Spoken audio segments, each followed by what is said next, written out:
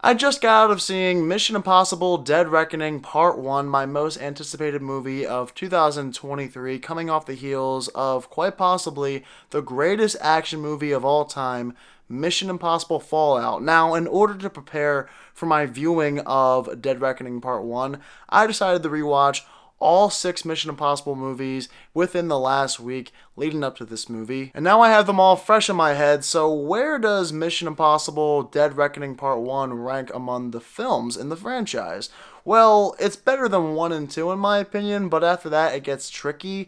This film is not anywhere close to as good as Fallout. If you thought it had a chance, forget about it. Fallout is possibly the greatest action movie of all time. It was never going to happen. It's also not better than Ghost Protocol or even 3. Maybe better than Rogue Nation, but even that I'm not sure of. There are a lot of things in Dead Reckoning Part 1 that remind us why we all love this franchise so much, like the banter, the fun missions, all the little gadgets. The action is great once again in this movie. Tom Cruise steals the show, still has it at 60 years old. The character stakes and formula are all the same too. It's everything we love about the Mission Impossible franchise, but it's drawn out in this close to 3-hour movie.